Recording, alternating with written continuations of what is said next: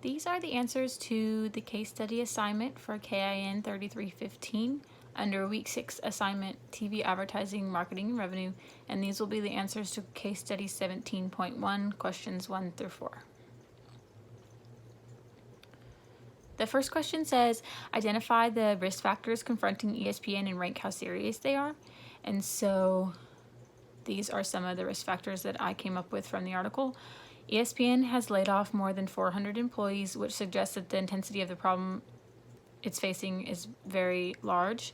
And the most important aspect for a company is its personnel. So once that starts going down, they lose respect, and personnel is everything because that's what keeps a company running. Another major concern is the decreasing ratings for ESPN. The other channels are giving a hard time to ESPN because with all the competition going around. And so Twitter is providing instant news updates, which is really bothering ESPN, and it has responded to it by increasing the number of programming. It's also facing a lot of criticism for rising cost of cable television. The monthly subscription for ESPN is up to 5 times more expensive than any other cable networks, and so many people may be hesitant to spend so much money on just one sports channel. Most people end up paying this cost even if they never even watch it, and this doesn't leave a very healthy impact on consumers and other associations.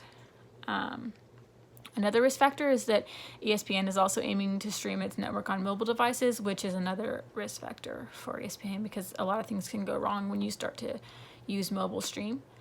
I'd say that the most important and the one with the most risk is the factor concerning the personnel. They laid off 400 employees, and that really says a lot about their company. I'd say the next one is about their decreased ratings. People watching is how ESPN make their money, and if you have ratings going down, then you're not making any money.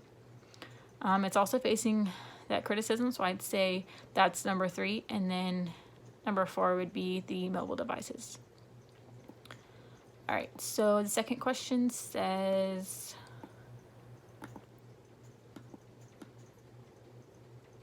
identify one or more business activities that ESPN currently engages in that it should eliminate or modify.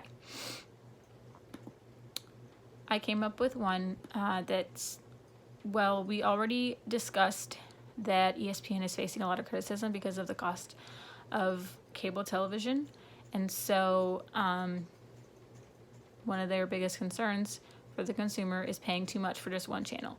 And even if they don't watch it, they still have to pay for it. So this will ultimately lead to consumers retaliating and hesitant at paying this kind of money. So once these issues are taken care of, it will be beneficial for not only the channel, but for its consumers as well. And consumers need to modify this aspect of the concern. The next question asked, what are some business activities that ESPN is not engaged in that it should adopt to help? They should start working on increasing their ratings. So they should think of new ways for engaging customers and viewers. They could get a partnership with Twitter or Instagram or Facebook and work towards providing insight news. And this will not only increase the nearest rating, but the company will also increase its revenue multiple times. And the most important aspect, like I said before, is its viewers.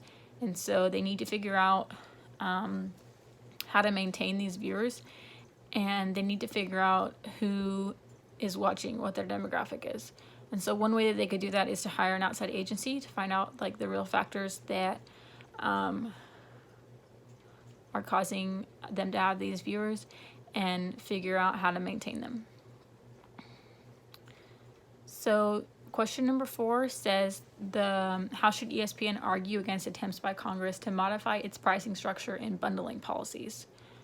So first of all, the pricing structures need to be appropriate in order for fair competition. If they make ESPN the most expensive one, you're just going to have a monopoly versus a fair competition, and you won't have as many other streaming services. So they could argue against that by saying that they need to have fair competition.